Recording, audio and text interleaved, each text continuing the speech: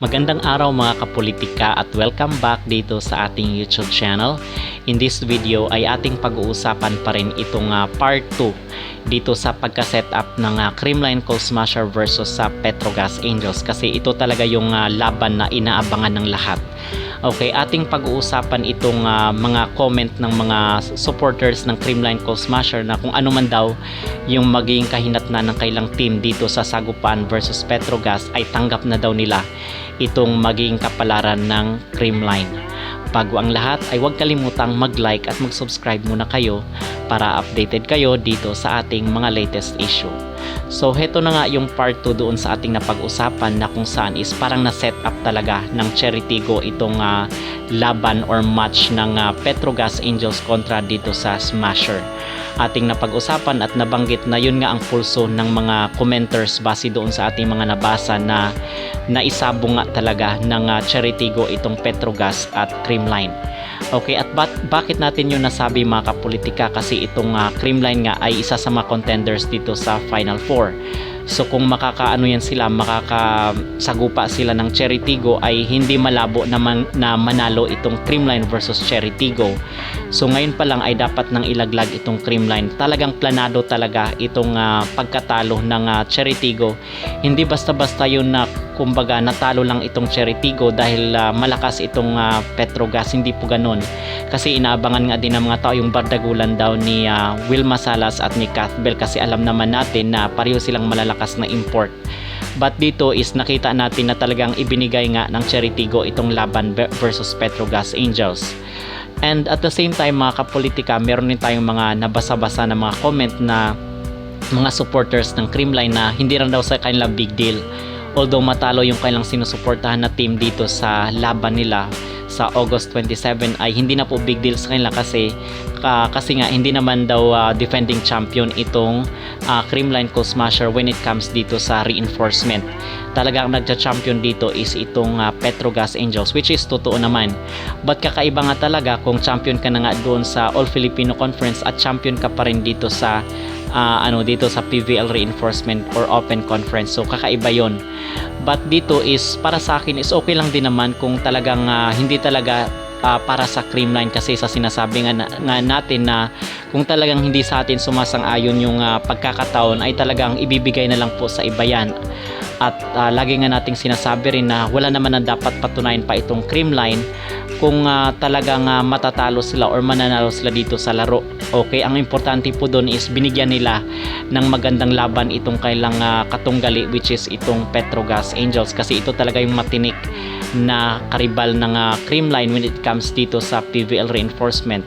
At ilang beses na rin silang nag-champion. So kumbaga is wala nang dapat pang patunayan itong Creamline Coal Smasher, kasi sila na nga yung laging nagcha-champion dito sa mga paliga sa ating bansa, most especially sa All Filipino Conference.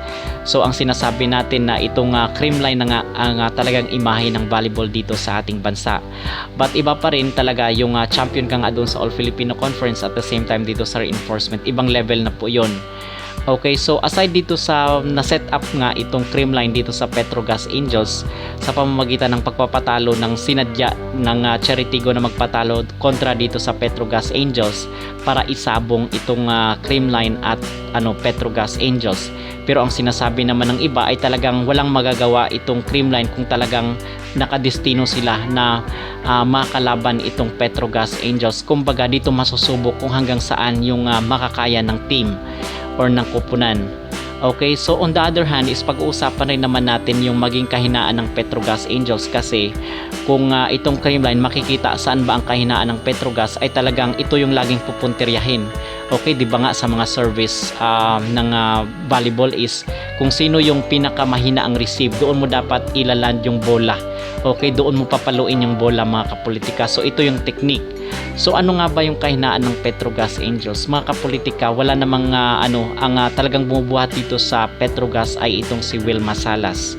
So sa sinasabi na nga natin, once mapa-slow down or mapa-stop itong si Will Masalas ay talagang ito yung factor para mapilayan itong Gas Angels, which is pwedeng manalo itong Creamline Coal Smasher, but then again is dadaan talaga sa butas ng karayom itong Creamline Coal Smasher, most especially na 50-50 pa yung case na makakapaglaro itong iilan sa kanilang mga key players, especially itong sila Tots Carlos at si Alyssa Valdez, except na lang dito kay Gemma Garanza na wala na nga talagang pag-asa na makakapaglaro. But ang kagandahan naman sa Creamline Coal Smasher ay talagang kahit sino yung pwedeng bunutin ni Coach Sherwin dito sa bench ay talagang nag-i-stand out at talagang nagpe-perform, na i-execute lagi yung game plan. Yun nga lang ang ano kasi dito is dapat magkakaroon ng magandang passing, most especially itong setter nila si Negrito. Ang nakikita natin sa mga crucial na moments ay talagang napipressure itong si Negrito at kitang kita mo sa aura niya. So yun ang dapat na i-workout, dapat magpakatatag ng loob itong si Negrito, most especially sa mga crucial moment at sa mga times na naghahabol sila.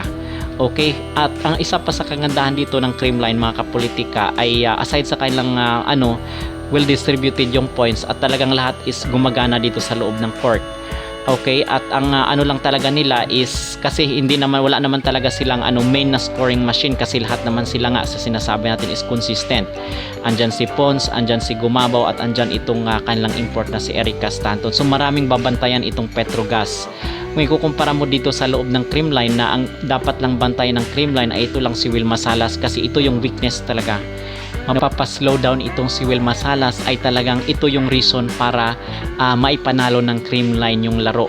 Okay, but napakahirap po nito, but kakayanin talaga ito ng Creamline Coal Smasher sa August 27. Okay, so dito mga kapolitika, itong kasi itong Petrogas ay pinag-aaralan rin itong Creamline, at the same time itong Creamline is pinag-aaralan rin ng Petrogas Angels. So kumbaga is kanya-kanya na lang strategy yan doon mismo sa laro. Okay, so ano naman ang kahinaan ng Creamline? So ang kahinaan ng Creamline mga kapolitika is itong kailang setter, kasi okay naman sila sa depensa. Okay, nakita ko nga doon sa pinaka-crucial na laro doon sa sa Petrogas na kung saan itong set ni Negrito ay napalo ni Will Masalas, kung kaya na natalo sila doon. Okay, itong hindi maayos yung pagka-set ni Negrito.